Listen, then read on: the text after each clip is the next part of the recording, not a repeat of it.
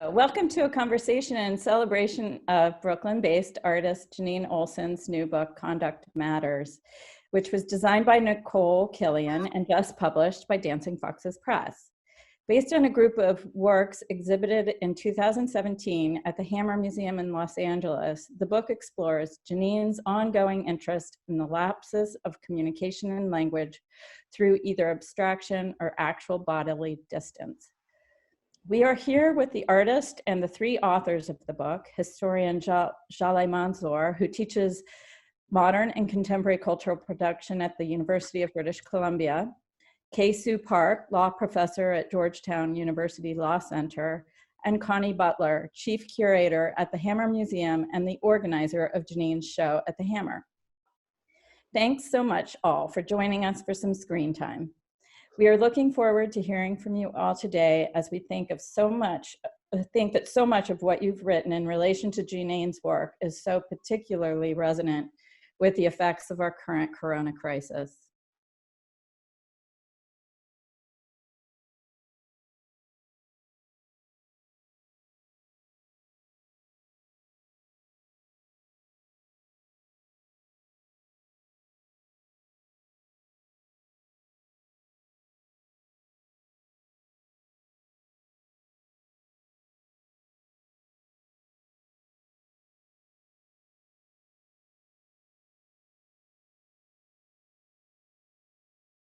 Great, thank you so much, Karen.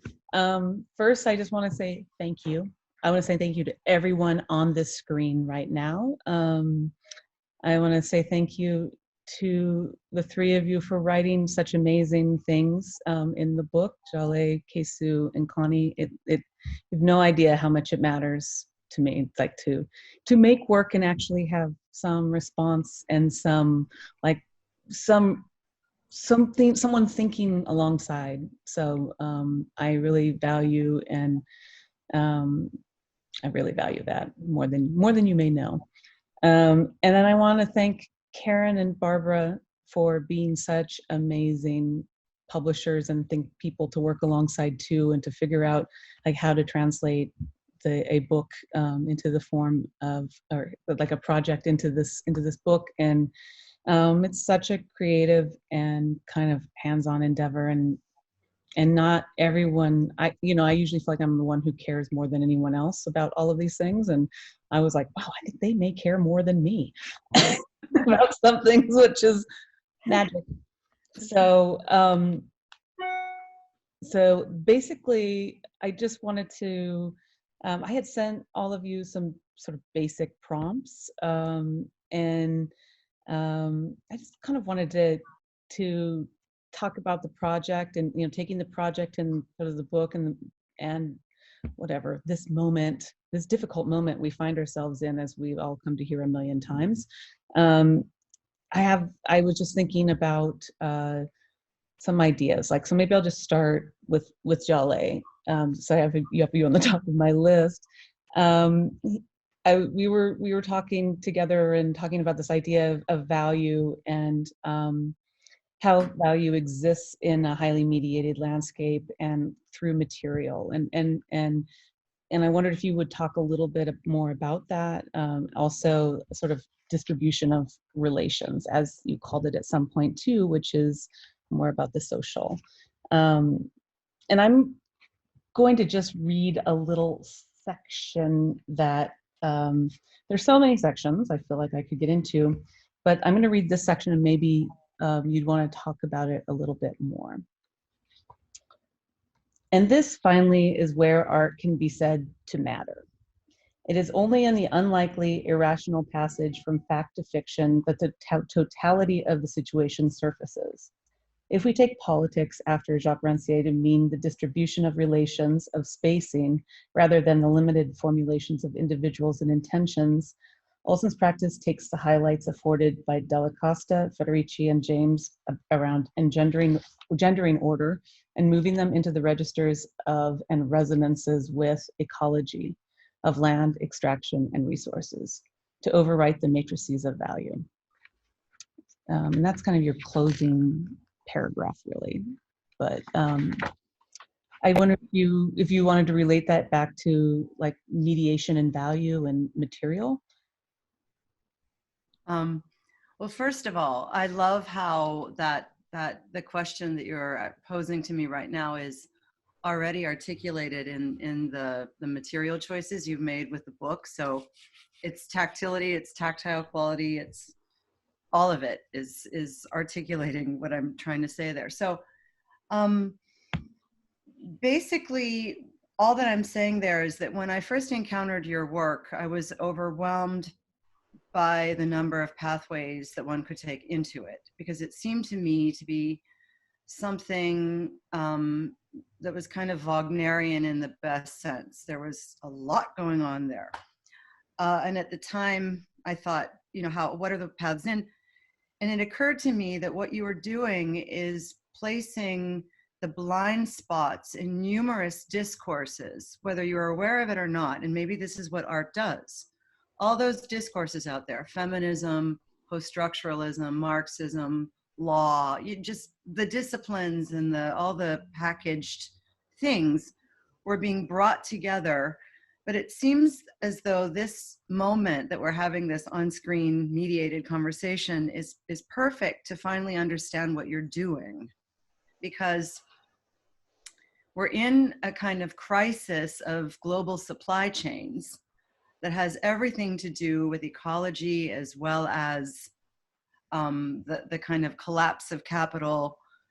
So I think now is finally the moment to really make sense of your project, which has been, you know, it's overwhelming in the best sense. So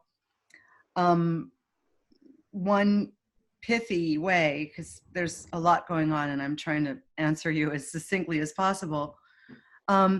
It seemed to me that when we met in 2012 and then really started having a conversation in 2013-14, these were the three pieces of language that we kept bouncing between us again and again. They were agency, what is it, who has it, translation, how that agency can first be located, and second, how it can be articulated or expressed in whatever form, scientific through language or expressive or aesthetic, musical, what form it might take, which is why you're so interdisciplinary and multisensory, I think. And finally, the question of extraction, which is a question that I think Conduct Matters brings to the fore, even though it's simmering through your entire corpus of work since at least 2008 or 9 or so, but it's really come to a sort of head here. The relationship between translation, agency, and extraction, which, just to organize it for the sake of this conversation, I think you're bringing under the genre of landscape. So we talked about militant landscape a lot when we met several years ago and when I started writing this particular essay. So if we had to take a kind of cultural or art historical trope, we could say you're working through landscape to try and ask questions around agency, extraction, and translation that really have no other forms of articulation in our given world with these very reified discourses. So with landscape, who or what is speaking when that which is not attributed a anthropocentric agency, right? Mining, the land.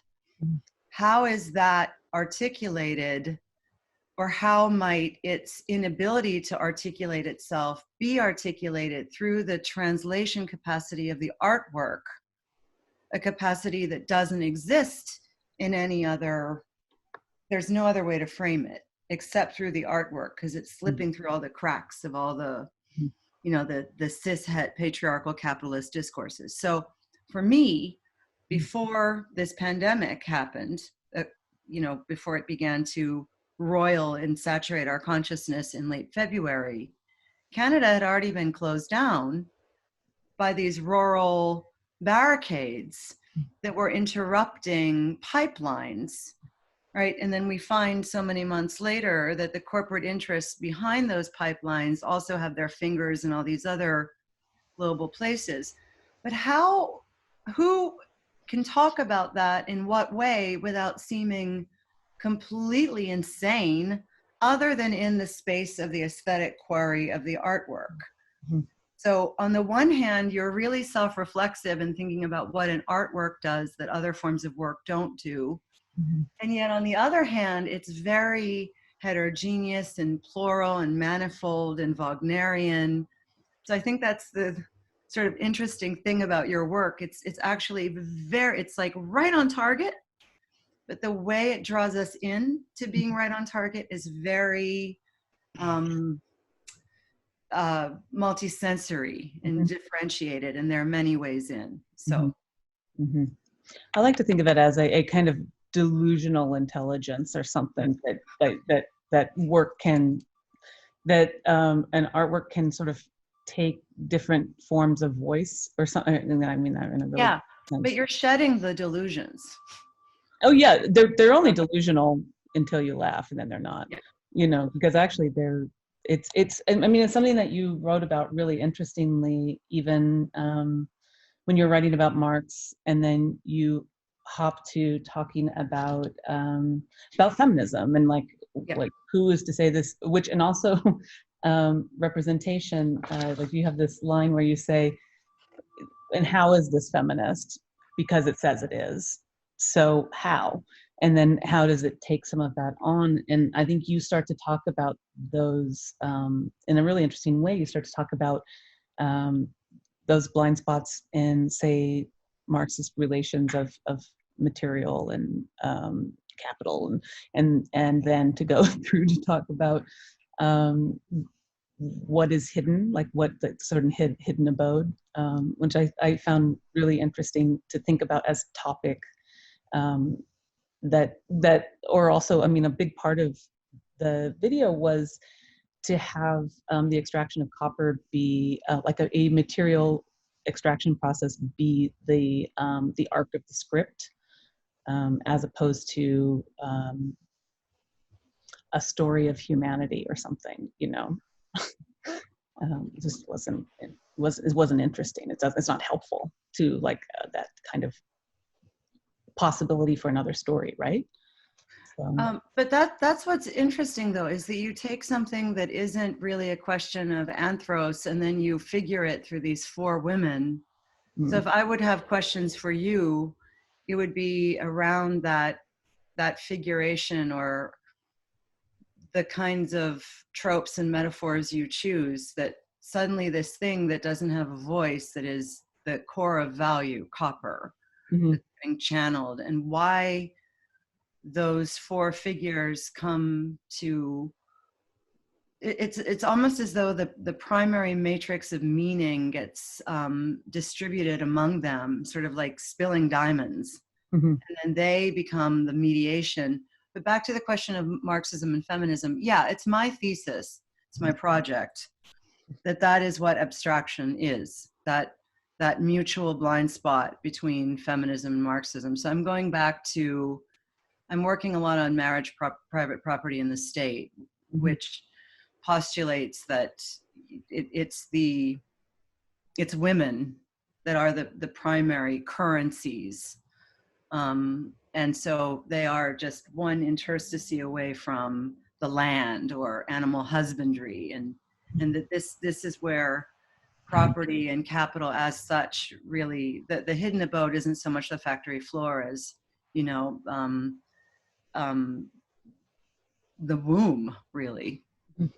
Capital makes us subjects in a particular way before we're even born, through the organization of value, the family, gender. So I'm working that through how that's operated in Canada through forms of value extraction, mining. Interesting. I cannot have those mines without that form of settler colonial mediation, the family form. You know, before you even get to Wall Street. It's mediation within mediation within mediation of value. Yeah. Have you watched Salt of the Earth? Because there's a whole part of that film, which that's one of the mine, I shot at that mine, Chino mine, Exactly. where it was shot. And it's quasi-documentary, quasi-film, narrative, but Right. that's a whole part of that film. Exactly. Yeah. Exactly. That's. But you all sort of wrote about like how to understand those four characters, right? And you all wrote about their relations and their difficulties and their sort of ill-matchedness in some way, and in terms of like their communication. And I guess maybe this is a perfect moment to ask you, Kesu, about this idea of I think your entire essay is sort of repatterned linguistically around the video cross wires, like in reaction. And a lot of that is to kind of pressure some of the humors that are occurring and those difficulties in what's being transmitted verbally and also how people are connecting. So these kind of linguistic forms that sit alongside the properties of copper and conduction in that way. And also you talk about like modes of articulation, which I think is that shared core question that I was kind of talking, that the three of you have pointed to in your essays as something particularly different for you, than that you're trying to understand and kind of pick apart. But Kesu, does that give you something to sort of work from in a question? Yeah, I think so. I mean, I think we all do it because you're really interested in it. So it shows up in your work and it speaks so clearly. And one of my favorite things about that video and other work of yours too is how clearly through performance you show us that even when people are failing to communicate, they are communicating things, right? They're communicating actually quite a lot when they have crossed wires, so to speak, right? There's quite a lot that's coming out about their feelings, about their wishes, their desires, their hopes, their fears, all of these things. And so I feel like your work really refracts that so that we can see all those valences in this way to show the work that language does beyond just conveying the literal and delivering a substance. I forgot to read the passage of yours that I really wanted to read. Can I do that really quickly? Because it's everything about this. Yeah, read it. Perfect. It is hard to be together and it is hard to be apart. There is not much we can do to change this predicament, but nevertheless we try. Under these circumstances, Oleson underscores that bottom line and lovingly illuminates the messy variety of ways that we try to be with one another, without one another, and for one another. Above all, she valorizes the ways we all already see, know, and speak in every sense. Our faculties are social, cultural, philosophical, mystical, and material, especially here, material. What we do with what we have, for better or worse, actually matters for all of us. But all of a sudden I was like, oh, I didn't read that excerpt, which is so much of what you're starting to say. Yeah, I'm glad you read it. And as you were reading it, I was thinking how different it is in the time of COVID. How hard it is to be together and apart. It has this whole other valence than when I wrote it, you know. I think we all sense really acutely right now how much we need each other, but I think we've talked about this. It's also like people are so at the edge of their capacities and tolerances for all kinds of things and their fears and everything. I was just saying, right? Like it's also very hard to be together when we're together.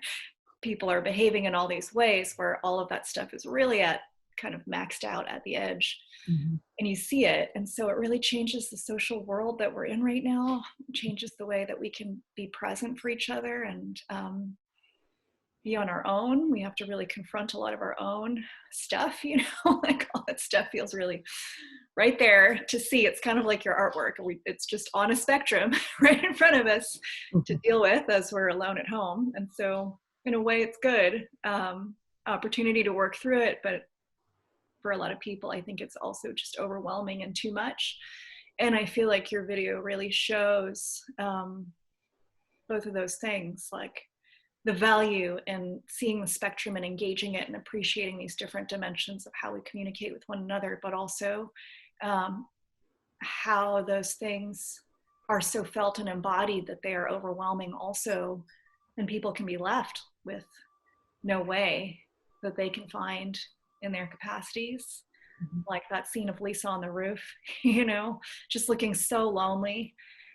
You know, you sent me that prompt and you were like, I want you to talk about humor. And I was sort of like, oh no, there's nothing I really like less than people trying to talk about humor, which I think is why I wrote my piece sort of in a similar performative vein as your video, to be in conversation with it that way, because I do think that humor is one of those things that you perform. You don't literalize it. It really takes away the essence of what makes it humor and what makes it amazing and what makes it this human faculty that changes our lives and communication if you try to talk about why something's funny. I mean, I think a few people can do it, but it's very rare, and I don't necessarily think that I could do it. But as I was thinking about that, I was thinking how amazing your performers were, because they are all so funny and their chemistry is so funny. They're so funny with one another.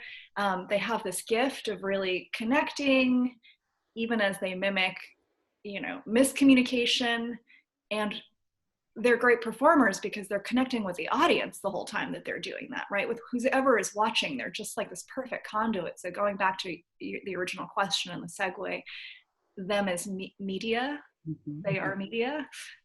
They sort of move between, they really have that ability to use their bodies to create that connection between whoever is watching your work and the writing, you know, the lines that you wrote for them. It's not anyone who could just say those lines in any way. They really do it. And so it's kind of brought to mind a whole nother level of communication and connection that I don't even think I wrote about in that essay, but of the performers themselves and their gift at doing that.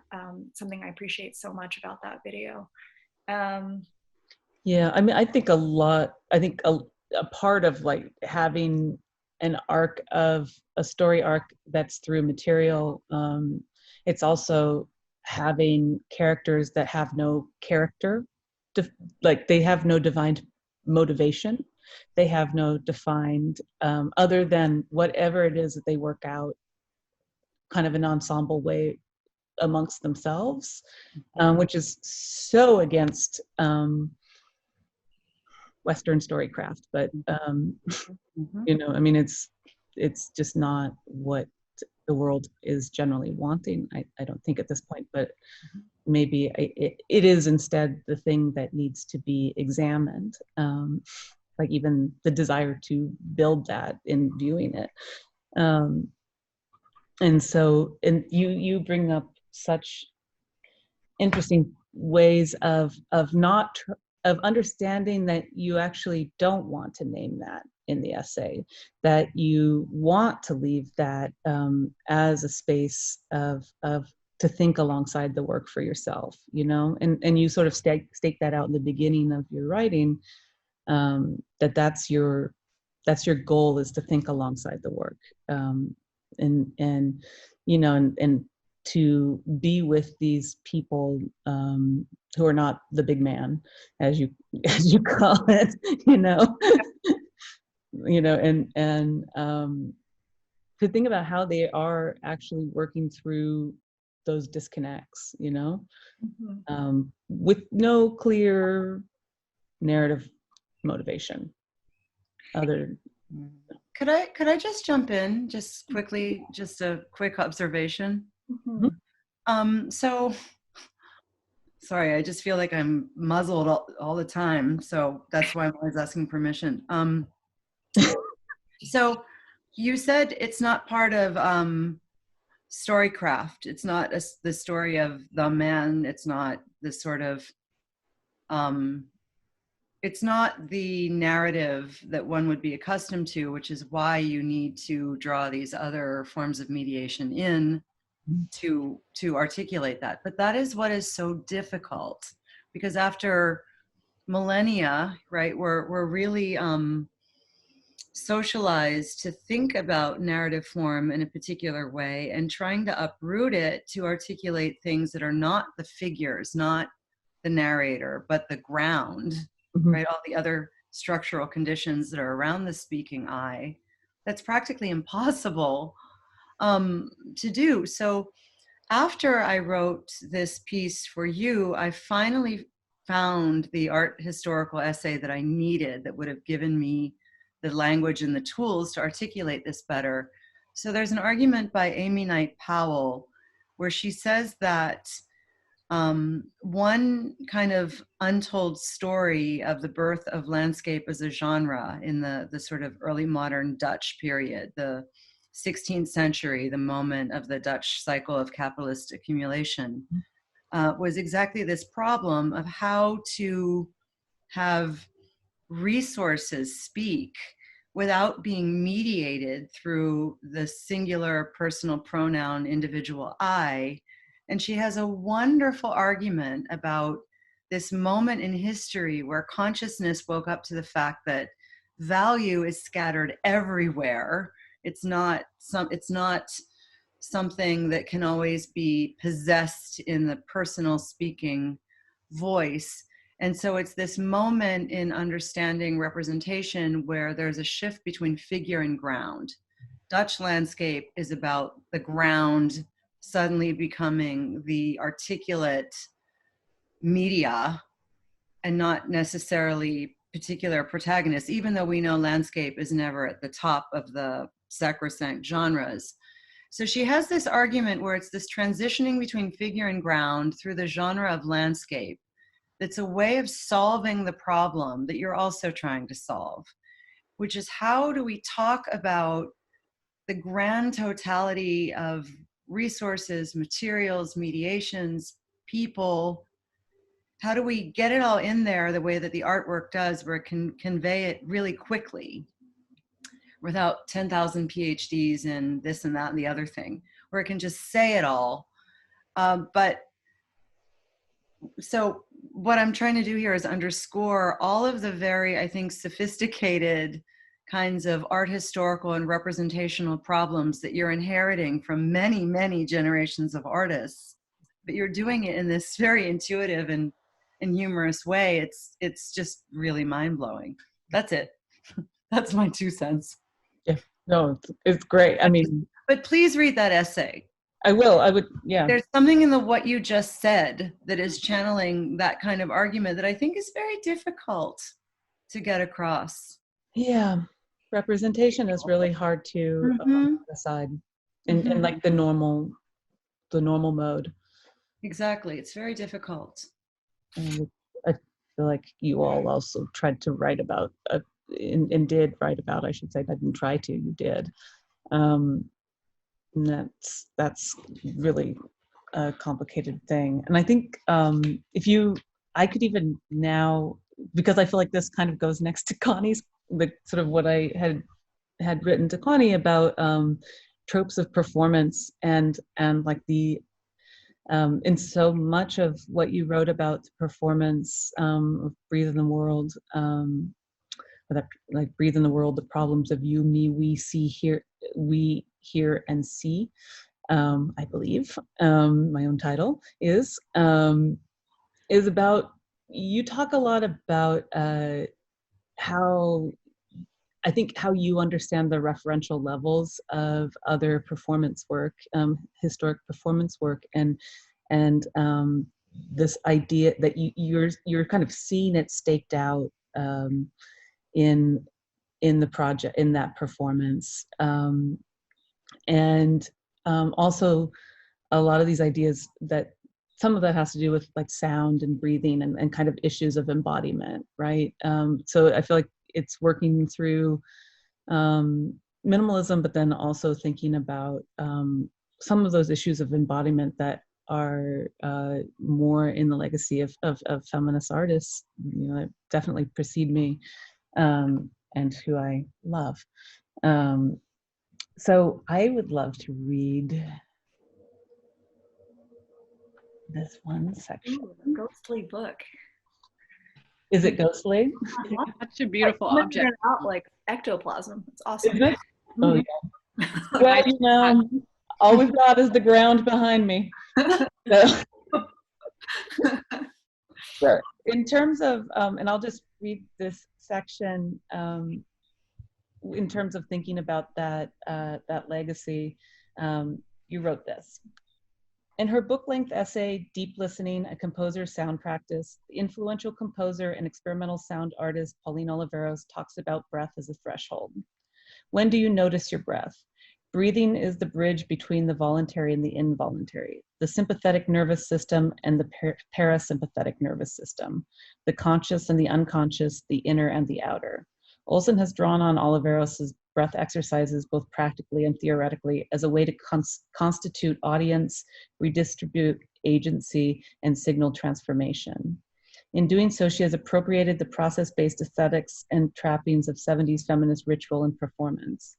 In works such as the Great New York Smudge Cleanse, she paraded through the streets of Brooklyn and Queens with an oversized sage smudge stick, her procession of participants cleansing and wafting as they went. Privileging sensation and feeling as well as thinking and intuition, Olson negotiates with her audience a field in which the signifiers of higher art forms, such as opera, land art, and theater, are modulated and repurposed to make something in which meaning is sometimes specific but never closed. And I think I read that, I was thinking of that in particular, that section, because you start off talking about Pauline Oliveros and like that really grounded kind of musical practice, which is so important to me, but also that work that was really so groundbreaking in music, in feminist art practices, in kind of thinking about the body in a different way even. So I don't know if you want to just pick up from there and talk about those, like how I move through some of those tropes, or like how what you think about that. And Yeah. yeah. Yeah, no, I've been well, I mean, first, it's so nice to be with you all. I've been thinking a lot about Pauline Oliveros at this moment, also because I've been writing about a couple of your colleagues, Pauline Baudry and Renata Lorenz, who also you know, have made works in homage to her, more, you know, much more directly even than you have. But I find that I'm kind of longing for this idea of, you know, which is hers, of deep embodied listening, and how that sounds so incredibly resonant and fulfilling, and in this moment. And thinking back on that, you know, your performance, which was at the Hammer, which was so, well, which was so, I guess, satisfying, but also still very mysterious to me, what was actually happening between those performers and those objects, as we've been saying today. I mean, I think also, just as you were reading, I've been thinking about Oliveros too, and her own relationship sort of to humor and earnestness. And I think there's a similar kind of way in which you engage with both in your work, that there is something also incredibly earnest about this act of coming together to be with these performers and these objects, to have this embodied moment of deep listening, which is in part what happened in that performance, I think. But you know, I mean, since you mentioned the New York Smudge Cleanse, which I think was about the time that I met you, was when you had done that work. And I mean, I think we actually met at a kind of feminist gathering of some kind at MoMA. But thinking about issues of scale around Smudge Cleanse, which have always been really curious to me, that there's something very, you know, strange and never resolved about how you bring these objects, these very sculptural objects, into the world, and then how they engage or don't with space and other bodies and what's happening around them. So the smudge cleanse, which was, such a crazy and earnest march through Brooklyn with this oversized sage object, I guess, which is maybe something you should do now after we all get released from captivity, a smudge cleanse. But then thinking about, the futility of that gesture, or of that performance, this notion of sort of cleansing the urban environment. I guess that there's obviously a lot more to it than that, but the mysteriousness, again, of what that object meant in space and time is the same one that encountering, thinking about the objects that were engaged with at the Hammer. There was you with the instrument, which is one that you made, which is essentially the sculptural object using the copper wires, and I forget if it had ceramic, but glass also, right? Yeah, it was glass and brass. So yeah, it's called a breath lung. Right, the breath lung. Right. Right, the breath lung, which kind of provided the background, I guess, the background kind of score for the performance. Mm-hmm. And then against which the main woman and then the other characters who moved in and out. There was the wall, which is sort of related to what's behind you there in your image, the sort of abstract wall that was this minimalist object that was being constructed. And I guess that was the thing that made me then find the relationship back to, which I thought was a really resonant one, to, Robert Morris's performances with Carolee Schneemann and Yvonne Rainer and others, this kind of strange sort of mashup of bodies and objects that never resolves in space in those performances, but also in yours. Like, you can't actually ever figure out, I think, what's going on. Like, what is the relationship of these people to these objects? Which is somehow, there's an attempt to decipher it through language, of course, but so I don't know, that's kind of all over the place, but those are from my impression and memory. So I mean, it's sort of, I have this knowledge of these histories, right? So of thinking about Robert Morris, thinking about his kind of like working class virtuosity in one way, to borrow from some of the thinking from and through Julia Bryan Wilson's artworkers book, and then at the same time, just sort of the gender relationship there. So to me, it was interesting to have Rachel Higgins sort of build and to think about time, time and performance, live performance that's predicated on how this person who's a really good builder, a sculptor and a really good builder, how long it takes her to put together a screen to then put up, to then project on. Like that's the meter of time for the music. That is however long it takes, that's what's going to happen. And, and that's sort of like certainly giving up a bit of control.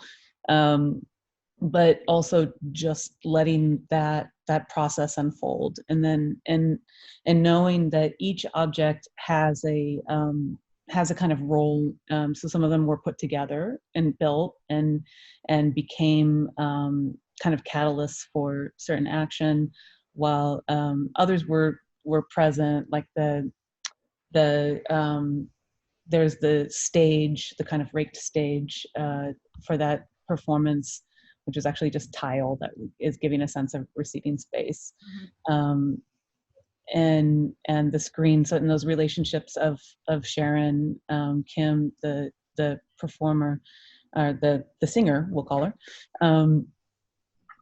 who has all of these relations to herself on screen as well, so, and she's sort of having to negotiate these two versions of herself as a part of her performance, and those are being built by the other performer, and then me and the two composers are sitting at the table just like with this object that there's a way that you say something in here too, where it's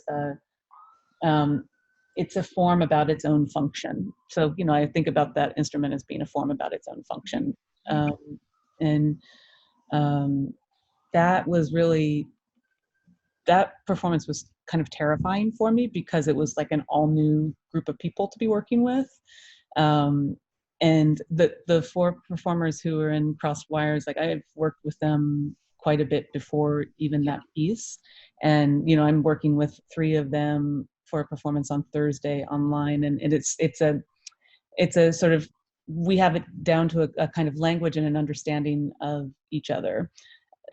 Tools, I guess. And so it was really interesting to do that performance there because it was, I had to just be like, are you going to do this? Okay, great. Okay. You know, it's just, and then work it out in a very, that's just craft and in a certain.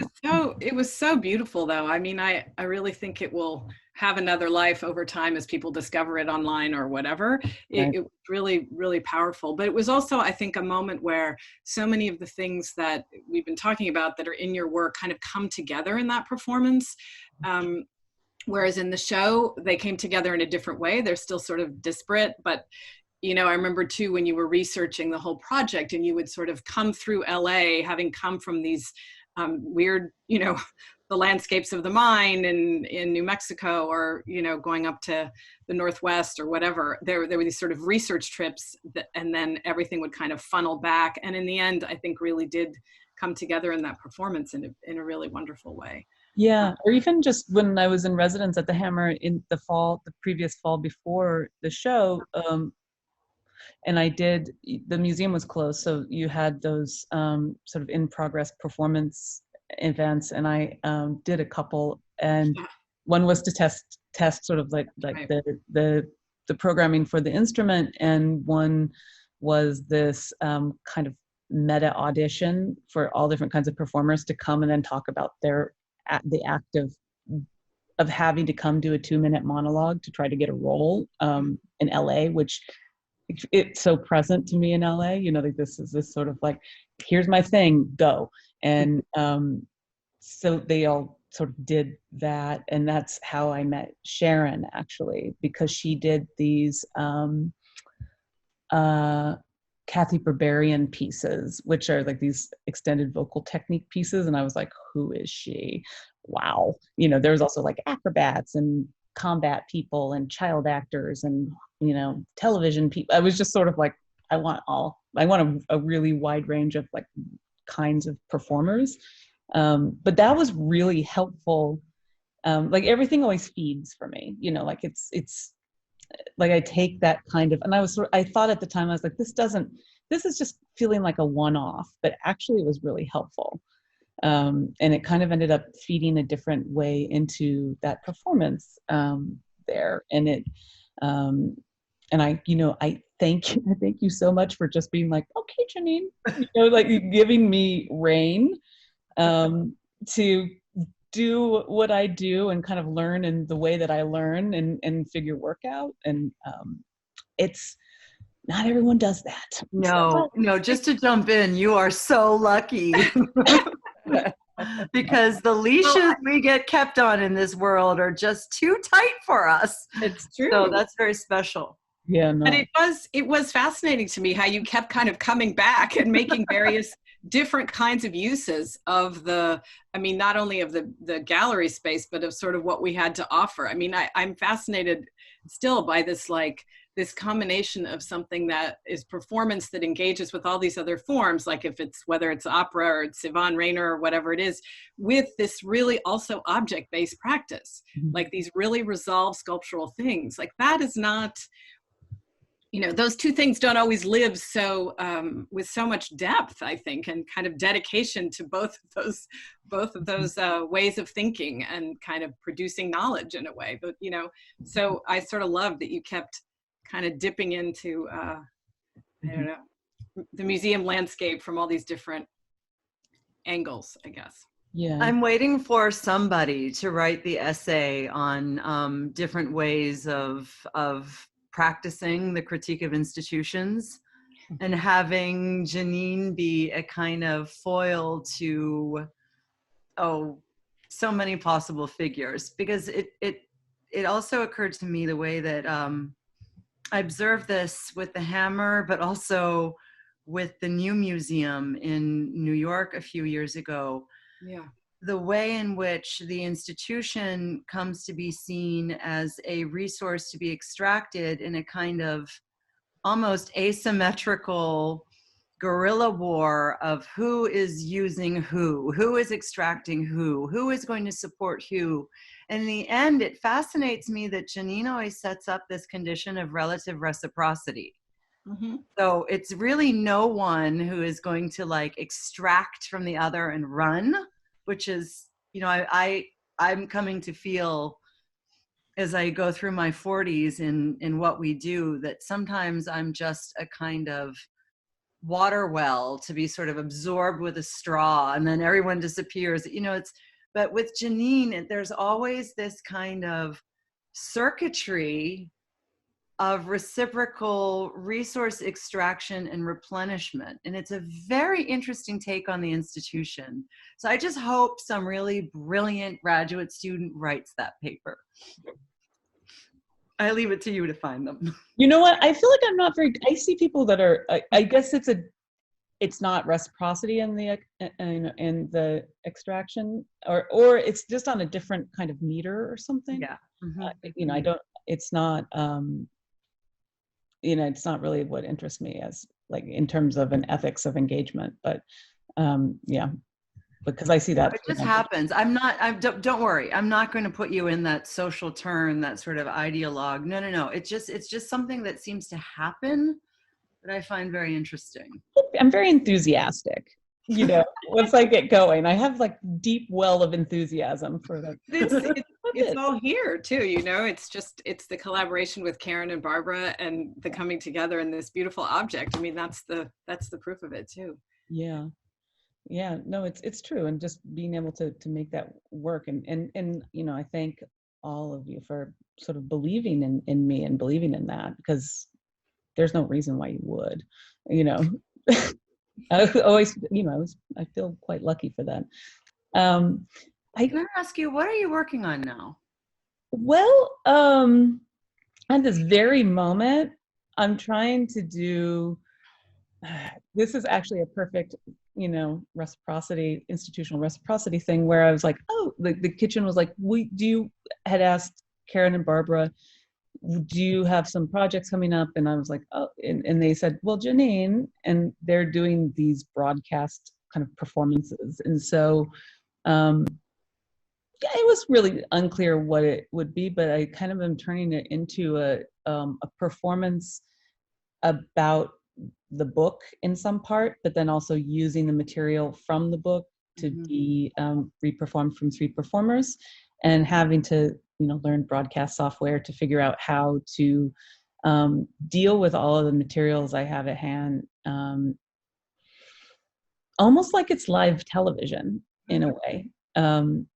And like thinking about, so treating it like it's liveness in a way, even though it's going to be archived and shown, but you know, it's coming from Zoom calls, and then kind of turning into a compositional space on screen. And I'm actually really excited about it. Wow, yeah. While it's also kind of horrible and in another way to lose so much, there's still like a locus of a way to work. So I appreciate being able to work right now, because I haven't felt like working in the past month. Yeah. You know. Happy May Day. Yeah, happy May Day. Is there anything else that you all want to talk about? Does anyone want to talk about like thinking about handling books in this moment, in our world of screens? Like I love that some of you are sitting with books behind you. Well, no, I'm just really interested in this tactile quality. I'm really happy because it gives that it's like a slightly charged copper sort of electrical. So I'm grateful for forms of tactility at this time. Yeah, I mean, it was interesting because Barbara was like, well, what surfaces do you like? And I was like, I have this book of Robert Walser's short stories, and I I can feel the cover. And she was sort of like, what? You can feel the cover? And I was like, it has a real texture. And so then she figured out like this way to do it, that with the publisher, this way to do a varnish that had this kind of roughness that I really love it. Great. Yeah.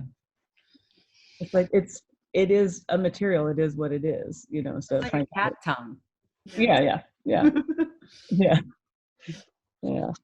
Thanks for noticing, because I love, you know, those things make all the difference. And the print too, the poster, right?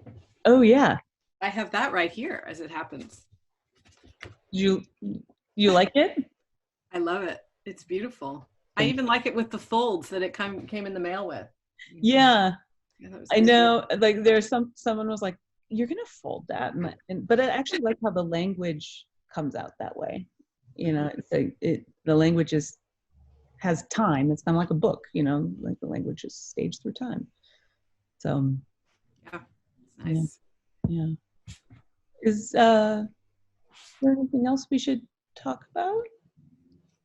We've been on here for longer than half an hour.